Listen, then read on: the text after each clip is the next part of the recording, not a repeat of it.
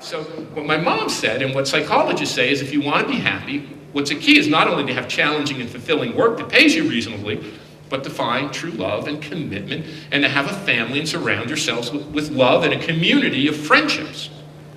What nobody ever told me is that there's a third piece to our lives and a third big decision. It's the place we choose to live. That's why I wrote Who's Your City? And I'll tell you, people get 40 to 50 million North Americans move every year. 15 to 20 million of us make a big move. We move to a new city, a new province, a new state, or even some of us to a new country.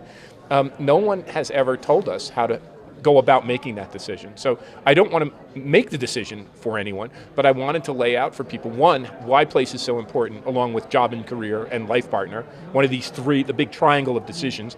And two, then I wanted to lay out what are the things in place you should be looking for, and then three, how to pick it. Like, what are the actual steps? Because people pay more attention to buying a car than they do to picking a place to live. What she said was, when we come together in teams, in collectives, when we forge partnership in cities, that's where the really new things come from.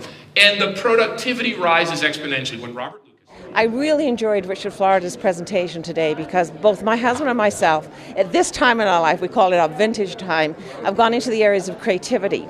Mine is in the area of television production and hosting, and his is in the area of writing.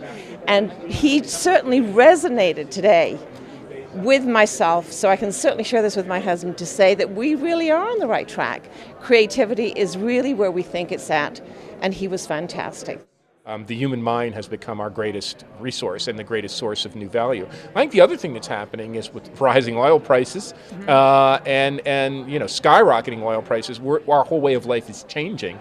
And one of the things I tried to talk about, how that's making place and cities and vibrant communities, denser communities, open-minded communities, not only more exciting and better, they are more exciting and better places to live, they're also the places where innovation and new economic discoveries, new companies, new ideas, new entrepreneurial ventures come from.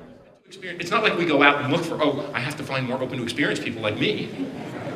But we find neighborhoods and communities and centers. Somehow we find those neighborhoods and communities and centers which are open-minded.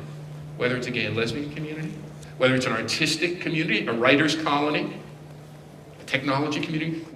I think community and how we feed off each other, and what we talked about, the energy of the neighborhoods feed on each other, and that really struck home to me. I'm from Edmonton, and we're a tiny little creative community in a sea of typically conservative, blue-collar economy, so definitely rang true for me. And then what the book says is there's no one best place. Like, it's not like Banff is the best place, or Calgary's the best place, or Vancouver, or Toronto, or New York, or London. There's just the best place for you. And if you find the best place for you, boy, oh boy, just like if you find the right job, if you find the right life partner, if you complete it with the right place, boy, oh boy, you can have this incredibly happy and fulfilled life.